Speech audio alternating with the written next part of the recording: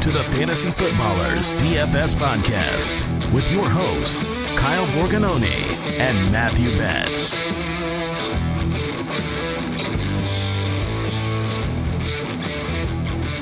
Welcome in. We're here in August. Preseason rolling along. Fantasy Footballers DFS Podcast. I am your host, Kyle Borganoni. And here, as always, it's Matthew. I'm still playing Underdog day and night bets.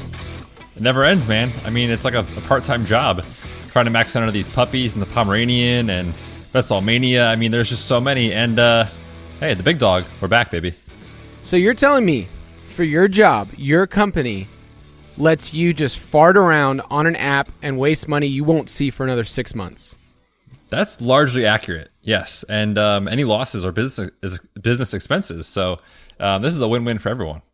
I'm not worried about you because I feel like you're good at this. That's why you're doing it. That's why you're giving people advice.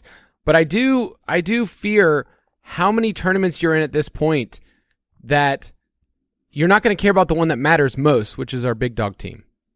Dude, so listeners, for people that aren't aware, we're in the big dog together, Kyle and I check probably 4 times a day to see if we're on the clock, and it's a slow draft. So, these slow drafts take forever. And, I'm there. I log in for the day. My work tasks are set up.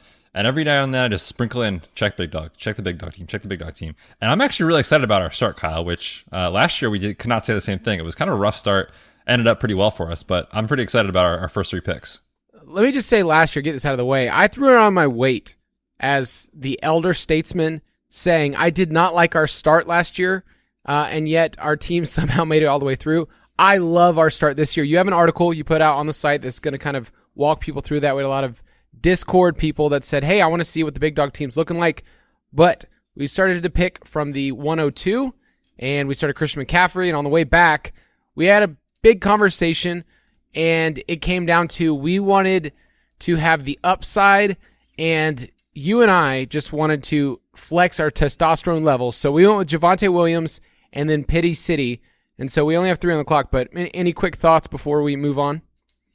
I thought the timing was just funny. We made that selection the morning of when Melvin Gordon was talking at camp about they want Javonte to be the guy. And it's just so fun when you get to pick and choose which camp reports, quote unquote, that you like to believe. And it was fun to believe that one after we took Javonte. So, yeah, and the reason for it, just kind of from a best ball, theory standpoint, is like in this stuff, especially the tournaments, like we don't care if we get last. Like we are shooting for the moon. We want the home run pick. So if Javonte hits, I mean, we're swinging for the fences there. And maybe in like a normal redraft league, we probably wouldn't take him quite that early. But yeah, I like our start, and I guess we're getting ready to hammer wide receiver next. Let me just quickly gush about Javonte Williams because I've entered into the mental state that he might be the most important player, other than Christian McCaffrey, of course, to my best ball life. And I'm willing to, and I made this statement a couple of weeks ago to you, that where he was going, I wanted our listeners to get him ahead of ADP, but I really think that he could end up being a top 5 back, even if Melvin Gordon is still there the whole time, there's no injuries. I just think he's that big of a talent. You love him, age 22 seasons. Those kind of players end up being top 5 running backs, especially if you do what he did his first year. So I'll gush about Javonte more and more. We have him coming up on a couple of main shows. We did our My Guys today. It was a big episode on Fantasy Football. So we've got a lot of fun stuff leading into the season, but we kind of have an announcement. Am I right? Like we have... Ooh, big announcement. We have some stuff that's been cooking, in the think tank, in the labs. We've just had thousands and thousands of people just thinking on this day and night and day, nonstop. But, we'll cut to the chase. This year, and then going to next year, you and I are going to get to do more and more props conversations and props content, including a segment we're just going to say that, hey, this is something we're going to do on the DFS podcast during the season. I think the people want it. I also think that we have some metrics and some things that have made us really successful. Those of you that rode with us during the Super Bowl, we had a number of different ones, including Evan McPherson over 1.5 field goals, our biggest wager. So any quick things, and then that'll lead into a quick question of some props for week 1 that we like. But just kind of tease for the people like where you're coming from with props and kind of maybe what's a little bit in store. Yeah, man, I'm excited about this. The props is kind of an area that we've been talking about getting involved in for a while. We did that kind of throughout the playoffs last year, and it was wildly successful. So we were like, all right, let's keep it rolling. And the rationale is, as DFS players, listeners and us, like we have our head in this so much every single day. Like we're probably ahead of the books on this market because we understand player usage, trends, coaching changes, that sort of thing. Honestly, probably better than some of the books do. And so, I don't waste my time with the lines and totals. It's just so hard to beat. Player props is a beatable market. We think we can be successful in it. And because Aiden, Mike, and Jason have freaking awesome projections every year, we're going to help use their projections and translate it into player prop conversations on the show. In the DFS Pass, it is officially going to be an article in the DFS Pass from us this year. I love our team, man. We always just sort of like, let's just add one more thing. You don't have to pay more for it, but we're just going to add it in. So you'll get that this year, and I'm excited to dig a little deeper into it. Hopefully, get people some more money. Yeah, with those player props, that's something Bet's going to be putting out during the week, and then we'll get to talk about it probably on our Thursday show because we need to wait for some lines to move. Yeah, I'm excited for the future of where this is, and I think I'll just speak on behalf of our entire company. Our shows have been redraft focused. This is DFS focused, and we think that we do a pretty good job of giving people a holistic view. This is just another way to view any league that you're a part of. So when you even think about your redraft league, like player props really do go into it in terms of median outcomes and what we can do and what markets. So we've been doing that for a while. We've been doing it for NFL draft. Those have been fun for those of you that got to ride with us, and we'll get to do the same. So for week one, let's talk about a couple of props that we already like, and I think you'll see these lines move because no big deal. That's what happens sometimes. My first one I want to bring up, my boy George Kittle. It's probably sad for people to hear this, but George Kittle's line, I've seen it in a couple places, including one I just did on Prize Picks, 60.5 receiving yards against Chicago. I took the under, and it pains me to say that because George Kittle's one of those players that I think everybody knows he can go for over 100. He could break a long play. But get this, last year, in games where he had 5 receptions or fewer, so 5 receptions is a lot. He actually did that 4 times. He averaged only 32 yards per game in those games. So it's one of those things where George Kittle, 75% of the time last year actually hit under this mark. So you can take those numbers. You can also take the unknown with Trey Lance and also the fact that Debo and Ayuk are involved. So the way that San Francisco does things, they game plan. There are Kittle games. And for me, I'm saying that week one is not going to be one of those games. It's against Chicago. I think it's going to be a low-scoring game. I think it's probably going to be pretty ugly. So I'll take George Kittle the under, and you actually have someone on the other side of that game you like. Yes, and I real quick just want to point out too, like when we're talking about this stuff, especially for George Kittle, he's the guy we love in DFS because, when he gives us that like 20-yard game, it's like, it didn't work this week. But when he gives us the 120 and 2, like we're chasing those top-end outcomes in DFS. It's an all or none sort of thing if you're playing tournaments. Whereas in props conversation, it's all about median expectations. So I love the under there. Does not mean he's a bad DFS play in week one. Just pointing that out there. But as far as the same game, I'm going under on David Montgomery's 60.5 rushing yards against San Francisco. Look, the reality is this is probably going to be more of a split backfield than we've seen with Chicago based off the camp reports with Khalil Herbert looking pretty good. And when you look at last year when he was the dude, he was still only averaging 63.5 yards per game. So this line is right there. It's not accounting for that split backfield. And oh, by the way, Chicago is a 7-point underdog in week one to San Fran. And he's going to be running behind PFF's 31st ranked offensive line this year. So there are plenty of outs for this to go under. And historically, he's not really a guy that buries you with huge games. He went under 72 yards in 10 of 13 games last year. So he's almost always kind of right around this mark. Easy under on a running back rushing yard total. I'll give you a quick over I like. It's your boy, Jared Goff. Week one, plays against your Eagles, but it's at home. And I just think that they're going to have to be pushed. Jared Goff at home last year averaged 237 yards per game and over 25 completions. I don't think the book's accounting for the fact that this game can totally hit the over. We saw last year, week one, Lions and 49ers. It was supposed to be like, they're going to kill them. It was a barn burner, and the 49ers won 41-33. Goff had a bunch of garbage time points, garbage time yards, so I will take the over here. Yeah, I actually kind of like the way that Goff's game sets up well against the Eagles from a football guy standpoint because they're so strong on the perimeter. In the middle of the field, like Jared Goff can find Amon-Ra St. Brown over and over and over again in this sort of game environment. So I'm kind of excited about my boy Amon-Ra in week 1 against my Eagles. But as far as a prop that I like, I'll give another over to follow your trend. Let's go Steph Diggs over 67.5. Week 1, they are taking on the Rams, and you might think, okay, Betz, it's scary, it's Jalen Ramsey. But let's remember, Stephon Diggs moves all over the formation. Jalen Ramsey doesn't shadow as much as people think. And over the last 2 years, he's averaging almost 84 yards per game. So this line is quite low for what he's done with Josh Allen. And this game total is 52.5 with 2 offenses that love to throw. You could easily see a back and forth type of situation, this year. And we all love Gabe Davis, but there's a lot of projection happening there. We know Steph Diggs is going to get targets. And in his career with Josh Allen over the last 2 years, when he has 8+ targets, that's 26 games, he averages almost 92 yards a game. So this line is too low. Let's go over for Steph Diggs. You will get more content like this in the DFS Pass, which is part of the UDK Plus. And if you're hearing this podcast is coming out on Friday. We are doing a giveaway of the UDK Plus for life. For life. Dude, that's awesome. I know. And we haven't run all of the numbers, but not only will you get this for life, but it'll actually prolong your life getting this product. Like, it actually decreases stress, probably increases your chances to win your league. We know that. And therefore, ergo, you actually get to live a longer life. So extend your life, get this for life, UDK Plus. If you want to get that, go to ultimatedraftkit.com.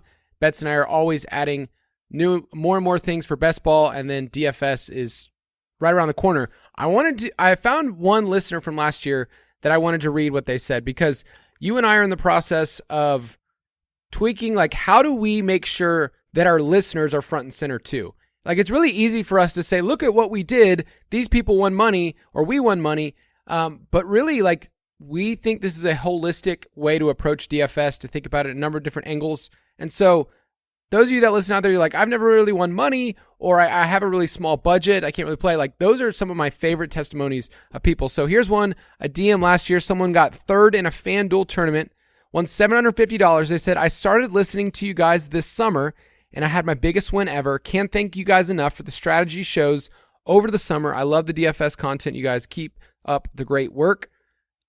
These summer shows, we're putting in these hours, these tough hours. You are changing diapers in the heat of the summer for one day in the fall, right? For a listener to hit it big. Like, I was going back, and hey, there's a listener who won $150,000, and they said, I just listened to the show. I got the DFS pass. So that's what we're playing for, right? Oh, absolutely, man. We're here for the people. Yeah, actually, this is a true story.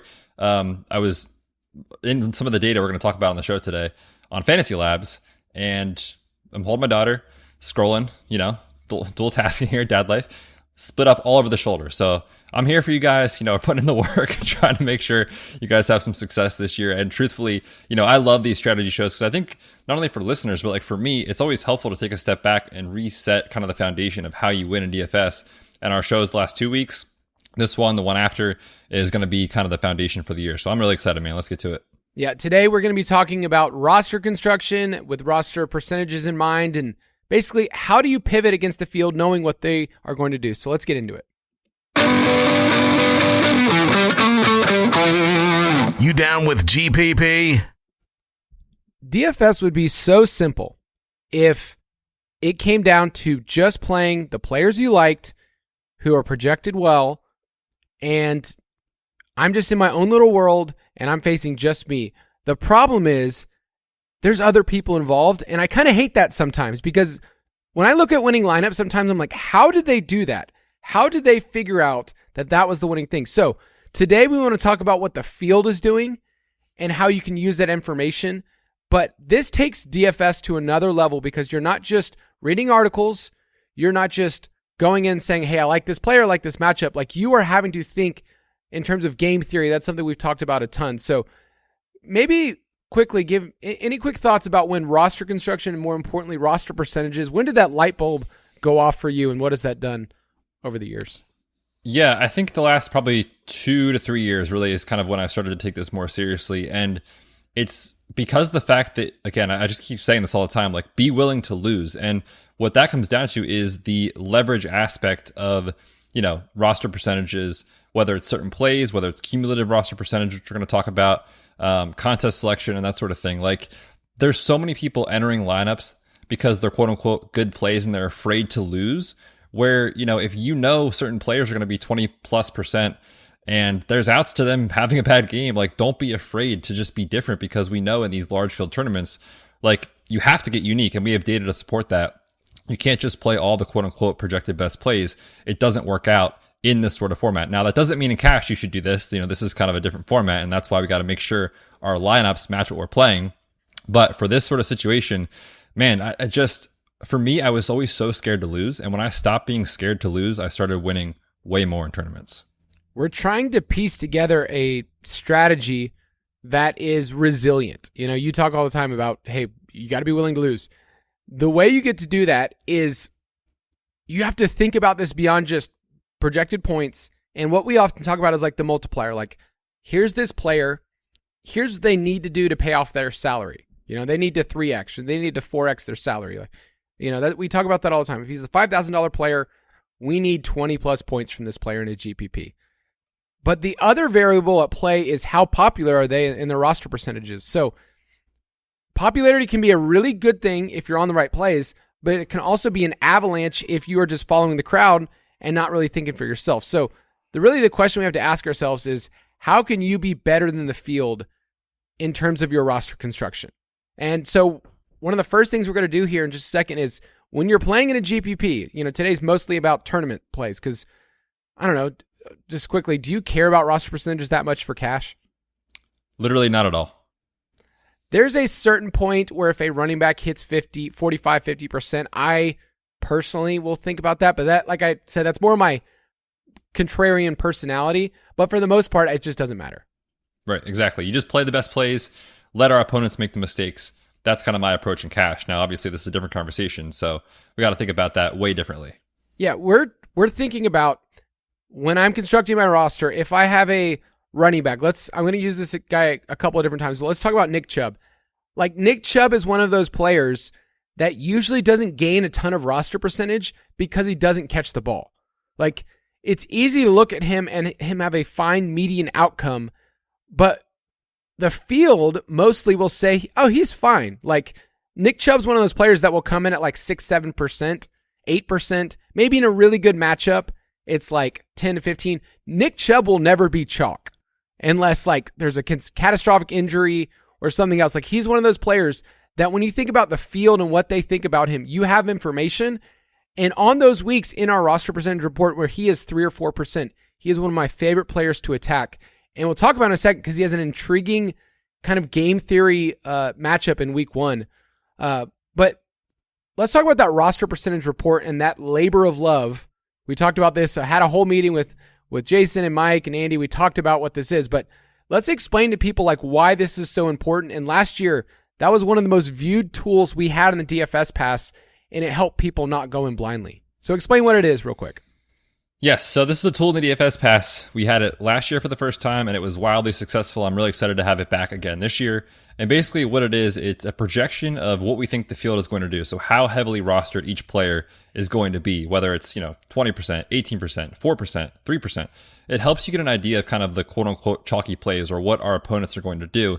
And then from there, you can kind of ask yourself, how confident are you in that play? Is that right? Are people overconfident? Are they not confident enough in a certain player? And so you can find ways that, using projections, like if there's a running back, for example, projected, let's say for 18% for 20 points that week, and there's someone else projected for 19 points that week, but at 4%, like you can give up a couple points of projection knowing that you're going to get very different from the field. So it lets you get different. You understand kind of how to do that. And then from there, it also kind of helps you understand that there are certain thresholds that we're looking for in tournaments, whether it's cumulative roster percentage, number of players that meet a certain spot. So we're going to talk about these trends like in the Million Maker and small field, like how often our opponents are using, players under 10% versus under 20% and that sort of thing. And it really helps you just guide how to build a roster instead of just logging into DraftKings or FanDuel and saying like, I like this guy. Let's see what happens. Doing that is not a smart move. When we go in, we do this for the main slate. It always pains me because we have to update it when there's information if a player's out. It pains me because there are so many plays that I can convince myself in my DFS Galaxy Brain mind. And I usually gravitate towards, I think the field is too overconfident in this player. Like, that's actually my bigger takeaway. The fear often in GPPs is, I have to have this player because this is what the field's doing. You can approach it the other way of saying, what if they are way too overconfident? You pick another narrative or you pick another game flow. We talk about that a lot. So before we get into our checklist and you and I have some examples, let's take a quick break.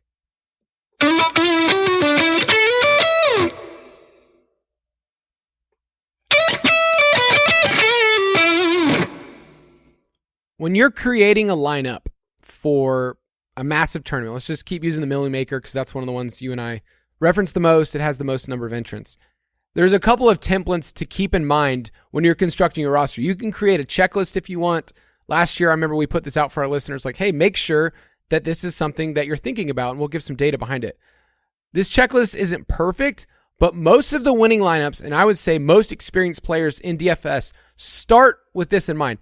I think it's easier sometimes to build a lineup around a couple players you really like. Like, I really like Christian McCaffrey, and I'll correlate him with somebody else on the Browns for week 1. But think about this. So I'm going to give you some stats, and then we'll kind of break these down, Betz. We looked at every Millie Maker lineup over the last 2 years. 89% of them had a team stack. 83% of them were game stacking, meaning like this game was super important. A QB pass catcher stack was 89%. And some of these other ones that I think get brought up a lot are a lot lower. So like, you know, a running back in a defense sounds like it makes a lot of sense. You can do it. It's really only like 20-25% of the time is it even valid. Don't have any players against your defense. Have at least one player that's super low rostered. Only have one running back in the same game. Like, these are very simple things that you can make sure you have set up. You have rules in your lineup before you even click a player. So do you want to talk about this list and how massively important it is? Yeah, I mean, I think it's crucial. And if you're not really following a list similar to this and at least prioritizing, you know, those first few, like in GPPs, it's probably a losing strategy long term. You might get lucky every now and then, but like, we think this data means a lot. So, you know, we do that on the show every week. On Tuesdays, we go twice a week, which, dude, that's coming up soon, week 1. We go twice a week in season on our Tuesday show. We basically preview the slate in terms of like which games we like. So we're kind of already thinking game stacks, and inherently from there, we're already thinking team stacks. And then from there, we're already thinking quarterback, wide receiver, or tight end stacks. So like, we're already kind of doing this naturally with our conversations. But yeah, some of the more nuanced stuff for sure. You know, we like the kind of max one running back per game. And you just think about it. Like, for example, if the Colts and the Titans were playing, like, it's very unlikely two running backs like Jonathan Taylor and Derrick Henry that are not super involved in the passing game are both going to have huge outlier performances. Now, of course, it could happen because both can rip off an 80-yard run, and that speeds up the game, but likely it's not going to happen that way. So max one running back, I like that. And for sure, you got to have low roster players in GPPs. I mean, we just talked about how important that is, and we have data in a second that we're going to talk about. But yeah, man, I love this stuff. I love the you know, easy to read, kind of consume. Like, if you just listen to us or go on the DFS Pass, we'll put out an article for it maybe. But like, just having that checklist next to you when you're setting your lineup is so important. We'll post this. You know, we post an article. We'll definitely post this in the Discord where people can talk it out. I have a hard time personally when someone says, do you like this lineup for week 1? Because that's just like, there's so many like variables. There's so many different ways that you can go. There's so many different variations. And instead, what I like to give people is, you know, here's our core plays. I want to teach you how to play. And then here's a checklist. Does it at least hit most of these things? Now, it doesn't mean you have to go through every single one of them, but like, are you bringing it back? Do you have at least one player that's like under, 5%, somewhere around that range? What type of leverage are you using on the chalk plays? Those are the things that I really care about. And that's the information I give people. It's the whole teach them how to fish thing. But when we create player pools, you know, you mentioned on Tuesday, we start to talk about who our plays are on Tuesday. That's, I think, the part that people need to start with is expand your player pool and find the games that you really, really like. Don't really worry about salaries and projections first. Like, first, just get a feel out. I like this player. I like this game. Maybe it's something as simple as I like the, running back on this side and the wide receiver on the other. So in that Eagles-Lions game, is there a combination that you're already feeling with Amon-Ra St. Brown? I mean, we're obviously going to play him, right? Yeah, like an interesting one, for example, could be, a Jalen Hurts, let's say Devonta Smith. You bring it back with someone like Amon-Ra, for example. I haven't even looked at the salaries for some of those players yet. I have DeAndre Swift right in front of me, but like, I know just from my feel like, hey, I like Kenneth Gainwell. I think things are moving the right direction. And let's say that the Eagles have to come back. I think Kenneth Gainwell is like an interesting play. And then DJ Chark's their wide receiver 1 for the Lions, right? So obviously, those are the kind of combinations you say, I like that game. I think some people will be on this game. And here's a way that I could just look at it. You can also go through and start to label players as, I think this will be cash or GPP. So I'm going to pull 4 running backs who are all together in DraftKings, and I want to see if we have the same opinion because we haven't talked about this yet. Okay? I just want to see if you see this more as a cash or GPP. So I'll give you the names and salaries and matchups, and then you and I can go through it. So it's DeAndre Swift, Aaron Jones, Nick Chubb, Najee Harris. They are literally all within, of each other. So DeAndre Swift, 6,800 versus your Eagles. Any initial reads on him?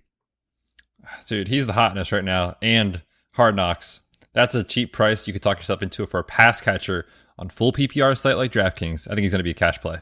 I think he's going to be super popular too. The news with Jamal Williams may have not like that, but I feel like this is going to be a game that people like. So yeah, he was a cash play. I wrote down Aaron Jones, next one down on the list, 6,700 at Minnesota.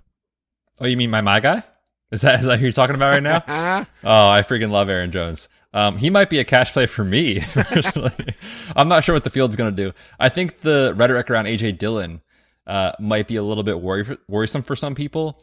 But, that said, I could see him being popular too, just because he historically has done well against Minnesota, and people know that without Devontae, it has to go to the back. So I'm not sure on that one. I don't have a strong read, but I would say that I lean more GPP than cash. Yeah, I think that Jones and Dillon are going to cannibalize each other on roster percentage in week 1. And the fact that he's right below DeAndre Swift. It's a silly psychological thing, but a popular cash player like Swift, you usually don't find someone who's right next to him that's also popular. It's just people kind of scroll down or they scroll up. So I like Aaron Jones a lot. I'm with you. We've been all about him. And I love this matchup. I've said before on this podcast, my favorite game in week 1 is Green Bay at Minnesota. I will be overweight on that one. All right, 2 more. Drop down a little further. Nick Chubb at 6,500 at Carolina. Ain't no way people are playing him in cash. Not a chance.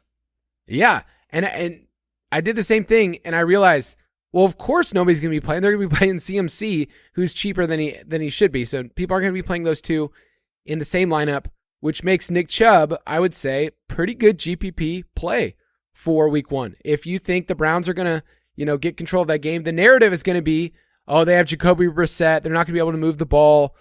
Carolina actually was somebody that you could run on last year. So I'm not saying you need to play Nick Chubb here, but thinking about him in terms of player pool and where he could fit, you can just write GPP next to his name and say, hey, I might throw him in a couple of lineups, see what happens, like I said earlier. All right, last one, Najee Harris at 6,400. So he's cheaper than some of these other guys, and it's at Cincinnati. That's just a good price for a back you can project for 20 touches most weeks. So I think he's going to be pretty popular. Yeah, he would be somebody that I would say I want him in my cash pool. I'm not saying he's going to end up on the list, but so from this group, I could see Swift in my cash pool. I probably will stay away because I think he'll be too popular. Aaron Jones, I like in general. I'll probably be playing him a ton in GPPs.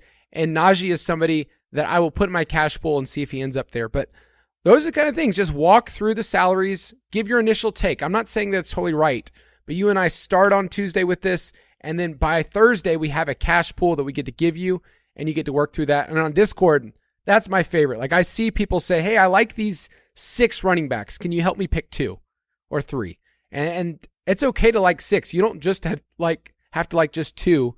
By the end of the week, you can kind of narrow it down. But my rule of thumb is pick 4 or 5 quarterbacks you like, pick 4 or 5 running backs you like, 6 to 10 wide receivers, 2 to 3 tight ends, and maybe like 3 defenses, and just call it a day. Like that's where you can start your process of creating a pool for cash and even creating a pool for GPPs. But let's take this a bit further because roster percentages is really what we're here for. There's a couple of simple rules of thumb that we talk about when it comes to chalk or this person's low rostered. So I kind of set the line at 7% as low rostered and below in a main slate. And then a dart throw is somebody that has to be under 2%. But we're not looking at DFS in terms of safety. Every single player in DFS has major downside, especially at a high roster percentage. That's what I need to make sure I preach here. This is about preaching, right? Oh yeah, buddy. Let them have it. For real though, today on the My Guys episode, I realized the guys did like 9 mini sermons. That's what it felt like with My Guys. Is like, let me tell you why Jalen Hurts is this. So it was interesting. But let's talk about this real quick in terms of players and how much they were rostered in these tournaments. So you have some data from last year. Yeah, so I went back and looked to kind of see like, how many of each kind of category should we be playing? Like how many people should we be playing that are under, I used 10% as the cutoff versus, under 2% versus over 20%, because people often get, I don't know, confused if it's the right word, but kind of like we were talking about in the player pool concept. Like a lot of people either think this player is only cash or only GPP. And sometimes that's true for certain players. Like, for example, like in week 1, like I'm probably playing CMC in cash. I don't know if I'm going to play him in GPPs or not, but he is a player that could do well in both formats. But you just have to make sure that you build appropriately around that player. So kind of how do you use roster percentages to do that? And how do you kind of optimally build is kind of what I looked at. So went back and looked at a couple of different tournaments on DraftKings. I used the luxury box on DK and the 4th down conversion for my small field data. So those two contests are 370 entries and 250. So they're smaller, contests compared to the Million Maker, which obviously has like 20,000+ in them. In those small fields, the average winning lineup had 2.93 players that were less than 10% rostered. So even though it's a small field, like we still have to get a little different. I think there's this idea in DFS that, just enter your cash lineup in a small field tournament. Don't worry about getting different. The data shows otherwise. At the same time, we can't get super, super unique. We still have to have some quote unquote chalky plays or good plays, because all of the winning lineups, except for one, had at least 2 players that were 20+% rostered. So the take home for small field, I think, is, get off the board a little bit, but don't be afraid to play some of the best plays on the slate. You don't have to get so unique like you do in the Million Maker, which brings you to the next point here. So using those same cutoffs, 10%, 20%, the average winning lineup, they had 5 names in there that were less than 10% rostered. So if you're just logging in, looking at the best plays on the slate and clicking them, like it is clearly a disservice to your chances of winning based off the data. Along the same lines, they're not using as many of those quote unquote popular plays. Remember, everyone in the small field, at least 2 players were above 20%, oftentimes more than that. In the Million Maker, it was 1.3. There were some lineups that didn't have any. There were some that had like 3 was the max that I found. So if you're using just chalky players over and over again, it's not what you want to do. And every single lineup in the Million Maker that won, except for 2, had a player that was less than 3% rostered. So that's that dart throw that you need. You need that guy that's going to, vault you up the leaderboard, so to speak, that no one else has. And I think kind of using some of those little metrics there are sort of like, I need about this many of this and about this many of this, kind of helps you build a framework for what you're playing. And again, I think the biggest take home is like, let's just make sure with our roster percentages, we're matching the contests that our lineup is being built for, whether it's small field versus large field. It's so important to just at the end, you create your roster, whatever it is, and then you go back. Like, don't just click submit, move on. Go back and say, am I doing a couple of things right here? Like, because you're trying to just set yourself up through the data that we have and the structure that we have. And really, you're rolling the dice because you're trying to get a top 1% outcome. Really, like in these large tournaments, it's 0.1%. So I just want to turn a couple levers that I know this works. Like, I know that bringing it back works. I know double stacking works. And I know that everyone else isn't doing this to the level. I know that I need to find 2 to 3 players that are not rostered very high. So use that to your advantage. But the way you gain leverage is finding players usually at the same position or the same team against your opponents who are using really popular plays. Like, that's leverage. You're using what they have. Let's say Christian McCaffrey is going to be 25% in the Million Maker. I don't think that's crazy. I haven't done the numbers yet, but I don't know. What do you think? I mean, probably. Like, people love CMC, and if they're scared if he's going to get hurt, they're going to play him in week 1 just in case he does get hurt, so they can play him at least once this year.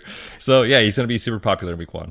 The people that are like trying to dunk on people drafting CMC, like, oh, he's going to get hurt again, I would never touch him. Those are the people that are definitely playing in week 1. Like, okay, I'm going to 100%. I still want to play him. Using leverage, though, is one of those things where you take somebody like CMC, who's, I think 8,500.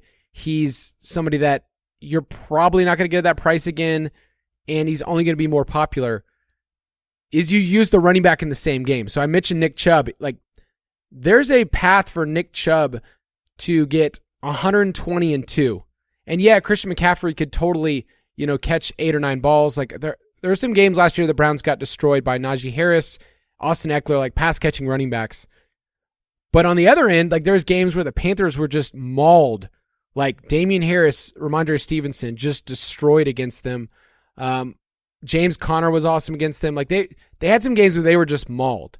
And Nick Chubb can be one of those players against, the Browns have a good offensive line. Like, this could work. And I say all that to say I'm giving you player takes there, but really this is about a principle of finding a player who's probably going to be 4 to 5% rostered, that nobody will play those two in the same game. Now, Christian McCaffrey kind of breaks the mold of playing 2 running backs in the same game, so maybe you want to get really weird there and play those 2. But we're all about using leverage and what we know the field is going to do. We'll talk about that also with wide receivers, because a popular wide receiver is a great place to go the opposite direction, right? Oh, yeah, man. They're the most volatile position in fantasy, which we like for DFS because when it hits, it hits. But, we shouldn't be surprised if our wide receiver comes out and has a 3 for 40 game, because that happens time to time. Classic example, Tyler Lockett, Mike Evans, those sort of things. Mike Williams, like, those games are in the range of outcomes. And if people are just assuming it is 100% going to be a 102 game, we know it's not always the case. So when it fails and you go the opposite way, it's a great way to gain leverage on the field. When we're adding up those roster percentages, we have to keep in mind there's a number at the very end we want to hit. Now, I've looked at Millie Maker rosters last couple of years. Like, there are some weeks where the chalk hits and, their roster percentage adds up between all their players of like 180, 200%. That's not normal. The average the last 2 years has been about 135 to 140. Like, that's where I've looked at. And it's easier for me to give somebody a rule of saying, here's a range. But I try to say, like, hit around like 100. I don't know. Where are you at from your data?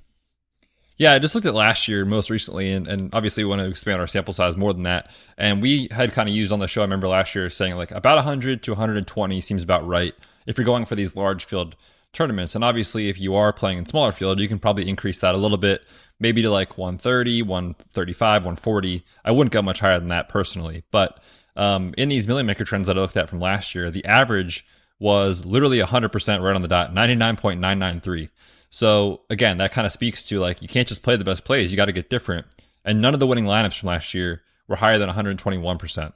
So I think, like a take home, like Kyle said, it does happen where the chalk hits for everyone and you just kind of, you take your lumps and you move on. But if you're playing smart, you are using that data kind of to your advantage. Doesn't mean you're always like right at 120 or right at 100. You can kind of get up or down a little bit, but you just want to make sure that you're in that zone, I think. I think the best time to try to flex this is week 1. Like, what a better time to do it to get different than the crowd when people have had weeks and months to figure out who their best players are. I'm kind of sad that Romeo Doubs month is kind of coming to an end. Like Aaron Rodgers put that. The question is it still going to be Isaiah Pacheco's season? I mean, isn't it always? Dude, so I don't know if the Dobbs thing is going to calm down at all. I was in a DK best ball draft the other day, and he went like, I don't know, it was like 109th overall or something like that. So Why? People love him. I mean, we like him, but we liked him when he was like a 17-round pick. Yeah, guys, we're playing a game against a very vast group of people. And so a Romeo Doubs pick in the, what is that, like the 8th, 9th round, like that is not going to help your team. That is not going to help your team in a massive tournament. Let's put some of the stuff we just talked about to the test. We've talked about roster percentages, how they're important, gaining leverage. I did this last year, and I think it was helpful for people to kind of put themselves in the middle of this. And I'm going to do the same thing with you, Betz. It's not quite you want to play a game, but it is a sample of how to take the data that you and I give to listeners and people that subscribe to the DFS Pass. We give this information each week, and you kind of get to figure out how to pivot. Okay, so I took a random week 3 of the Millie Maker. All right, I just started scrolling down on Fantasy Labs, and this is where I got, and I took the running backs. Okay, so I'm going to run through these running backs and what their roster percentages ended up being. I would say that we're pretty close. We're going to be within 5% of most of the players. Quarterbacks is really easy to kind of identify, But week 1 is its own animal. So I'm trying to use week 3 where things kind of stabilize a little bit. Here are the running backs that were the most popular. All right.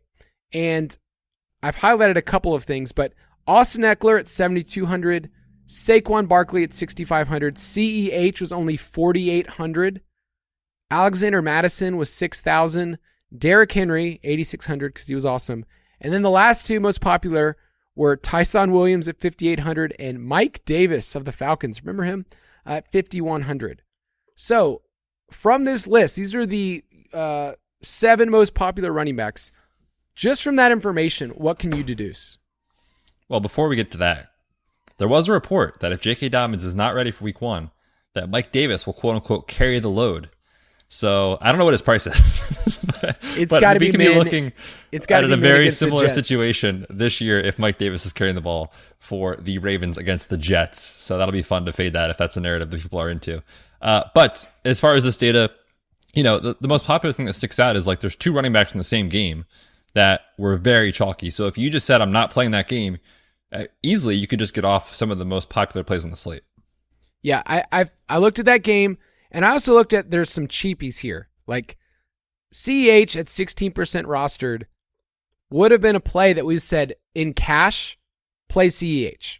And I think I remember playing him in cash that week. I can look back. But we would have said you can withstand, if he busts at only 4,800. Barkley was one of those players that it was a low total game, but we loved the volume and we probably loved it against the Falcons. Do you remember who won that game, Falcons and Giants? I mean, it had to be the Falcons. It was the Falcons. Of course it was. And I forget who the backup was last year, but whoever it was got ruled out morning of. Yeah, the morning of Devontae Booker. That's right. And that's why he immediately shot up in roster percentage. Yeah, Alexander Madison is one of those plays that he's done well whenever Dalvin was out, so it makes sense that he would be a popular play. And then Tyson and Mike Davis would be plays that would carry over from cash, but I don't think either of us would have thought those 2 players would have been GPP ceiling type plays, right? I just don't think that name, Mike Davis and GPP ceiling, should ever go in the same sentence, personally, so no. It's crazy when you look at this because the people that won the Millie Maker, what they did is they said, you know what? I think there's some good plays in the running back. But they didn't go overboard and say, I have to play all of these running backs. So in the Millie Maker winner that year, or that week, Alexander Madison was played at 6K, and he went off for 26 points. He was awesome. DeAndre Swift did not show up on this list. He was only at 6%. I also found that Najee Harris, not on this list either, was like at 4%. He was one of the best running backs that week. The takeaway for me is that when you see these running backs, you need to deduce why they're popular. So we mentioned CH, cheap. Mike Davis, Tyson Williams, cheap. But can they give you ceiling outcomes? That's the question you have to ask yourself. Can't argue with Derrick Henry ever, but he only went for 113 and no touchdowns that week. So if you're going to fade Henry, that's the kind of outcome you hope for. But you're trying to make sure that with the cheap running backs, if there's a lot of cheap running backs, I like to go the opposite way in GPPs because I want my builds to be different and I want to attack other games. So I think a lot of builds that week were basically there's cheap running backs. I'm going to get 2 of them and maybe one other expensive one. And they made the cardinal mistake of then having a running back in their flex in a GPP. So the person, I know. How dare they? I mean, the person who won the Millie Maker had Justin Jefferson in their flex. I mean, that is the coolest flex you could ever have. What a game, huh? 29 DraftKings points. This was also Josh Allen week. I don't know if you remember, but Josh Allen was my cash play that week, and he had gotten off to a pretty slow start to begin the year, and then he just went bananas against Washington. That's who it was. He went off for 40. So with Manny Sanders, remember when he was in the league? I know. Manny Sanders was one of our big calls that week too, but I'm looking at the Millie Maker winner. They got different at running back. They have a wide receiver in their flex, and then they just did some simple stuff of correlating. They have Josh Allen double stacked with Cole Beasley, Manny Sanders, and they brought it back with Logan Thomas on the other side. I mean, just simple, right? When you break it down like this in hindsight, it does seem very simple. But yes, double stack, bring back, manage your roster percentage, play wide receiver in the flex, like the rules that we love to follow. It's good when you see it work out. And obviously it's a lot more complicated than that. But I also want to point out too, like this person not only did they correlate their quarterback stack with another player, they also stacked a mini stack. They did, Minnesota and Seattle. They had Madison and Justin Jefferson, and then also on the other side, DK Metcalf. So just tons of correlation. And I think that's one other thing just to remind yourself. Correlation, matters because, again, we're trying to get as few things right as possible to have a ceiling outcome. And if you just hit the right games, which obviously sounds easy to do, but if you hit the right game environments, like, you can really get there. So this lineup, I think, is a great example of that. Yeah, I've actually keep coming back to this lineup every single time because every time I look at it, I go, man, this was a smart lineup. Like, they chose Swift over Tyson Williams in the same game. That was that Justin Tucker 60-whatever yard field goal game. I think Dan Campbell cried that day on the podium afterwards. Dan Campbell, he doesn't care about hero, our king. What is it? If you have, 3 fingers, 1 butt cheek, doesn't care. Doesn't care. Dude doesn't care. What a quote. How demeaning, Dan. If I only had that, I'd hope you'd care that I only had 1 butt cheek. I'd hope you'd show some compassion for my butt cheeks. Let's do another example for the people. This one's about tight ends. I took a random week 10 of the Millie Maker. Based on this list in front of you, I'm going to read off the names. I want you to tell me what's not there, okay? So on the main slate that week, the most popular tight ends were Dan Arnold, Kyle Pitts, The Muth, Dawson Knox, Tyler Conklin, and Noah Fant. So what can you tell me about that list and who's not on there? I mean, outside of Kyle Pitts, there are no good tight ends on this list that we care about for fantasy. When you think about redraft leagues, right? Where is Travis Kelce? Where is Mark Andrews? Darren Waller? Kittle? Not on the slate. Yeah, so that was an interesting week. Now, based on that information, how do you think people built their rosters at tight end? How did they think about it? I mean, I probably think this is kind of, I'll take a step back for a second. My process probably would have led me to the same exact thing, is that we know these tight ends generally don't have a ceiling, so I'm not going to pay up for one if it's not Kelce, Kittle, Waller, etc. So let's just save money and go down to the basement, and that's exactly what everyone did. Yeah, and it actually worked out really well this week. I like that you actually went there because in my mind, I could have brought up this example to say let me dunk on everyone else. But the point was that the field looked at this and said, I am not going to spend up at this position. I recognize there are no elite difference makers. The tight end one on that slate was Hunter Henry. And so Hunter Henry, I think, had 16 points. So it was one of those things where it's okay if you didn't have Hunter Henry in your lineup. You can win without that. You could have won with Dan Arnold, who was a solid play. We would have said he was good for cash. And if there's no difference-making score at the tight end position that week, then it's totally fine. Tight ends, because they're so touchdown dependent, the only thing I would add is on a week like this where there's not a lot of great options, you probably want to stack them with your quarterback. You probably want to make sure you do that and find out. This week was chaos. I went back and looked at this, but this week was chaos because the games that were 50-plus projected, they failed. And then the teams that we really liked didn't really have a back and forth. So Buffalo won 45-17 over the Jets. The Patriots won 45-7 over the Browns. The Cowboys and Falcons was a 50-plus point total game. 43-3. The Falcons decided they didn't want to show up that week at all. It was rough. I want to make sure that when people see roster percentages, they think holistically about the slate too. On that slate, you could look at the tight ends and what we projected and then go, okay, how does this affect the rest of my games? How does this affect how I'm actually stacking? Because that week, you could have just punted and been fine. Yeah, that's a good point. I think thinking about it holistically is a great way to put it. I also think too, some slates are different than others. I shouldn't say that. I think that is the case. There are certain slates that the quote-unquote cash plays are just so much stronger. And so there might be a week where I'm okay, I know the data says I should probably play 2 of these guys that are, 20%-ish or more, but maybe I'm going to play 3 because I just feel so confident in them. Remember there was one week last year. It was the week where Chris Godwin had 15 catches. You remember that, Kyle? And he was super popular, but it was just a dream matchup. I think it was the Falcons, no surprise, who were just bleeding points. Slot wide receivers. And I think Antonio Brown was out that week, if I recall correctly. Maybe not, but it all just pointed to him having an awesome game. He was 25%. And if you didn't play him, you got buried. And that was a play that I think on that slate in that context, he was probably good chalk. But week 1 last year with Marquez Callaway being the same roster percentage, a different slate, a terrible play, right? Obviously, not as much talent, worse quarterback, worse game environment, all those things. So I think just don't take these rules as hard and fast, lock it in every week, but think about it in context. And like you said, that holistic view can really help, our listeners be successful this year. And at the end of the day, you and I are looking back and, we're just looking at this. It's easy. It's really easy for us to say, oh, they did this right, they did this wrong. We're just trying to give the principles in place so that you can look back. And so, when you and I have one of those big wins this week, our listener, I want to hear us be able to say, here's why I did this. Not just like I put together a lineup and I got really lucky.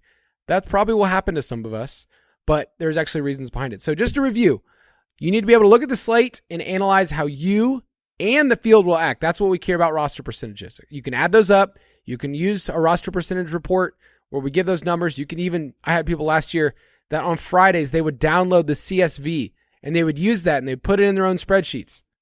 I love it. Spreadsheet life. I love it. But then you have to develop a strategy from the slate and based on what the roster percentages tell you. Like, these are going to be the popular running backs. Here's the leverage points. Here's the different pass. Here's the different game stacks that I see. Construct your rosters, and then at the very end, add it up and say, hey, is this around 100%, 120%? It's okay if you have a little bit of chalk in there, but I would say at the beginning of the year, feel free to get weird and get different. So, Betz, any last parting thoughts for the people as we close this thing out? I don't think so, man. Like I said, hopefully we can put together more of this content for you guys on the site so it's easy to digest in addition to the show. But yeah, some of this stuff, like I said, is the foundation for the year. We're going to have success this year. I know it. Betting player props, DFS lineups. I mean, life is good, Kyle. Week 1's right on the corner. So have a great week. We'll catch you guys next week.